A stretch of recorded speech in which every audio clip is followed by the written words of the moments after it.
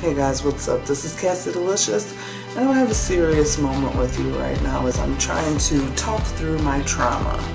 I think that as I've worked through some things, I'm getting to the point now that I can share about them, and that's a true testament to what I've done to get to this point, and how getting to this point will hopefully get me to the next point where I feel even healthier in my mind and able to really get past things. Because I'll tell you the truth, when you're still dealing with trauma, it's a lot easier for it to happen again. I've learned it the hard way, and let me tell you a little bit about it. So a lot of people say they don't understand that I have confidence issues, or that I deal with anxieties of getting up in front of people. And the thing is, when I'm being like a crazy version of myself, I kind of don't. But when I'm being myself, that's when I do run into these issues. When I was about 10 and a half years old, my mom started dating P.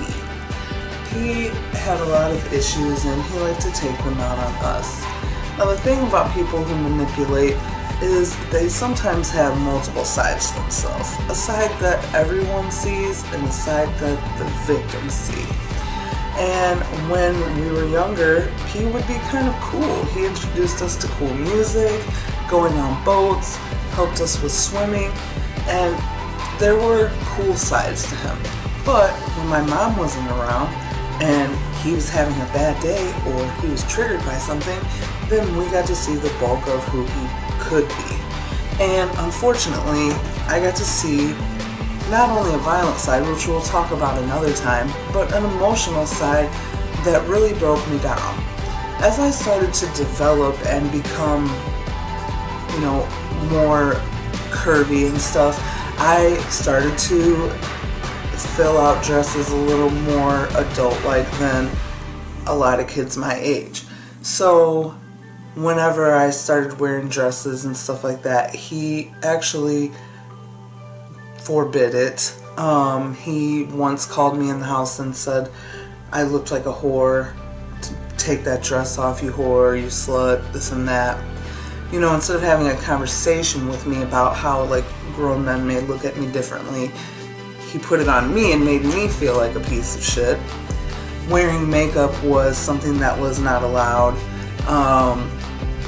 Whenever I bought this really cute outfit, I thought it was cute. My mom said it was okay. I was wearing it, and again, he called me a whore. He cut them up in front of me. I had spent my own money that I earned to buy these things at a thrift store, and he cut them up in front of me while calling me names and threw them in the trash.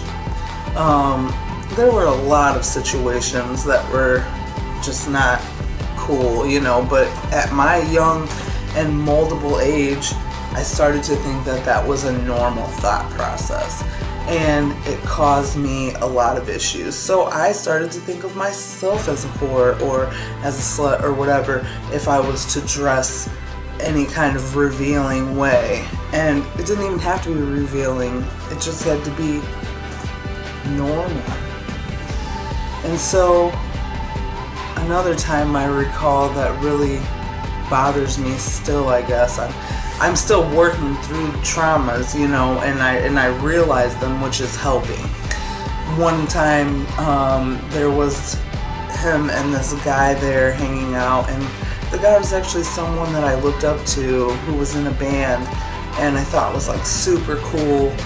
And he's sitting there as Pete decides to tell me that I'm a fat bitch, and that I need to get on the elliptical and run, fat bitch, run. I'm sweating and crying as this guy that I think is really cool is sitting there, He tells Pete, hey, that's not really cool, man. But that's kind of the extent of it. And this was something that was common for me. So once I was finally free of him being in my life, then I had to work through that.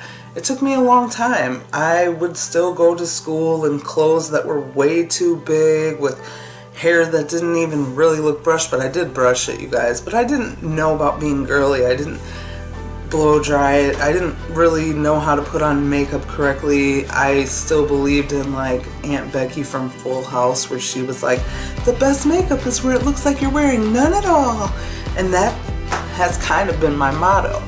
But after I had gotten through that, I started kind of making friends that were females and starting to see how they had confidence issues too.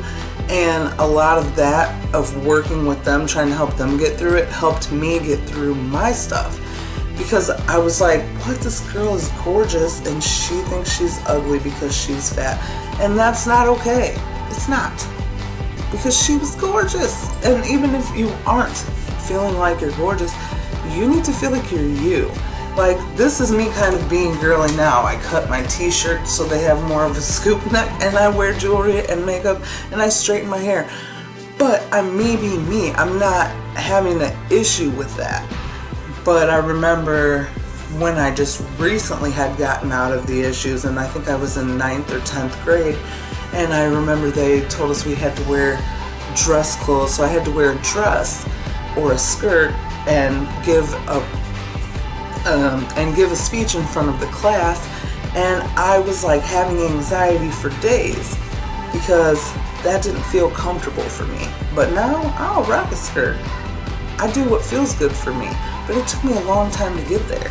And even as I was progressing from like my teenage years, probably from about 16 to 19, I was actually really progressing. I was starting to love myself, love the skin I was in, dress girly, and feel confident. And then what happened was I wasn't quite through the trauma. I didn't really deal with it all the way. And then I met someone else who preyed on that, and then I dated him for a really long time.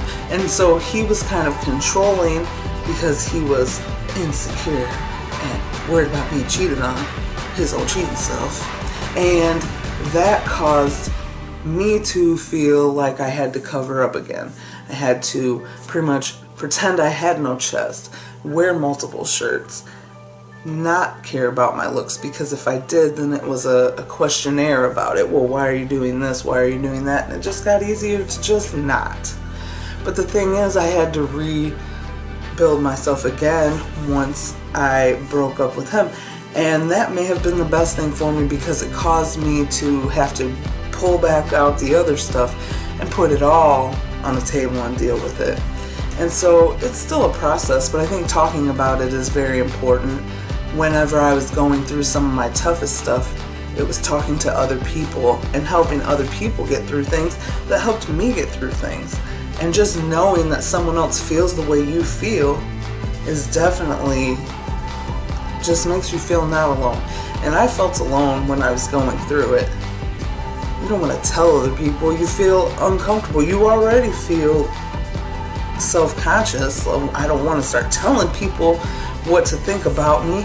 I'll let them come up with it on their own. But because I was walking around with my head held low, people were treating me that way. So what I just want to say to you is, if people tell you that you're not good enough, that you're not pretty enough, that you're a slut or a whore for the way you dress, don't punch them in the face as much as you want to, but mentally do it and keep on moving, because you are you. Be who feels right to you. Use your own moral compass and try to do the best thing, to be the best person you can every day. Don't let people stand in your way because their own insecurities, because you're dealing with something. Don't put it on me. I need to deal with my own things. So as we work towards getting better about this, it's important that we talk about it. I've been through a lot of traumas in my life, and I'm going to start talking about them with you guys. And I'll do those like in between, lots of little fun videos of my own, because I really like doing those and they help me get out of my comfort zone. So the more like girlier characters I start to do, it helps me to be comfortable in my own skin as well. And the other thing I like to do is listen to motivational videos, music, and write poetry, paint pictures, and watch girly movies. It just helps me deal with things. But whatever works for you, let's talk in the comments below. Tell me what you do to help you get through things, or if you have something you want to share, feel free to share it. It's really important that we talk about things. Have a good day.